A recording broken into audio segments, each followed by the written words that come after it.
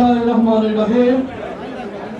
শহীদ president Ziaur Rahman বিলুপ্ত হবেন, আত্মার মাগফিরাত কামনা করে এবং দেশনেত্রী সাবেক তিনবারের প্রধানমন্ত্রী, বাংলাদেশের 18 কোটি মানুষের প্রিয় নেত্রী দেশনেত্রী বেগম খালেদা জিয়ার সুস্থতা কামনা করে যুক্তরাজ্য বিএনপির সংগ্রামী সভাপতি চেয়ারপারসনের উপদেষ্টা জনাব আব্দুল মালিক সাহেবের উদ্যোগে আজকের এই দোয়া মাহফিল আলোচনা সভা।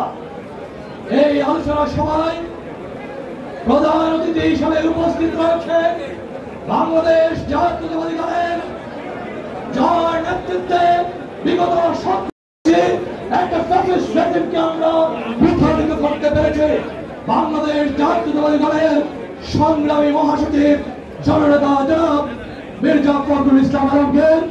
আমাদের মাঝে উপস্থিত রয়েছে বিশেষ অতিথি হিসেবে জাতীয় স্থায়ী কমিটির সদস্য সাবেক মন্ত্রী জনাব মির্জা আব্বাস, উপস্থিত রয়েছেন সাবেক মন্ত্রী জাতীয় স্থায়ী কমিটির সদস্য জনাব ইকবাল হাসান মাহমুদ টুকু এবং আমাদের জাহিদ হোসেন ডাক্তার সরকারি এবং বিভিন্ন পর্যায়ের নেতৃবৃন্দ, কেন্দ্রীয় এবং স্থানীয় পর্যায়ে আমরা অনেক নেতৃবৃন্দ রয়েছেন বক্তব্য রাখবেন।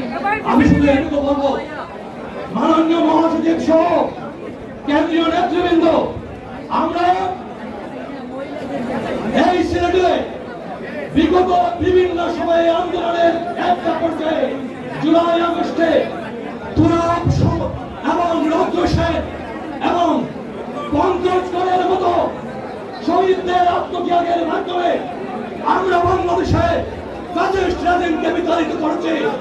আজকে এই হাউসকে সাক্ষী রেখে আমরা বলতে চাই, আমরা বাংলাদেশ জাতীয়তাবাদী দল যেমন এক দফার আন্দোলনের মাধ্যমে ফ্যাসিস্ট রেজিমের পতন ঘটিয়েছি, আমরা এখন 31 দফা সংস্কারের মধ্য দিয়ে আগামী দিনে রাষ্ট্র সংস্কারের যে 31 দফা, সেই 31 দফা সংস্কারকে যাতে বাস্তবায়ন করতে পারি, তার জন্য একটি নির্বাচন অনির্বিলম্বে করা হয়, তার জন্য এই গোটা সিলেটবাসী আমরা ঐক্যবদ্ধ রয়েছে।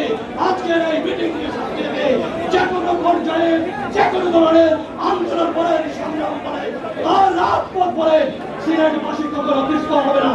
আমি আর বক্তব্য দীর্ঘায়িত করবো না, পরিশেষে আপনাদের আজকের এই সিলেটের আগমনকে শুভেচ্ছা এবং শুভেচ্ছা দিয়ে আমার বক্তব্য শেষ করছি।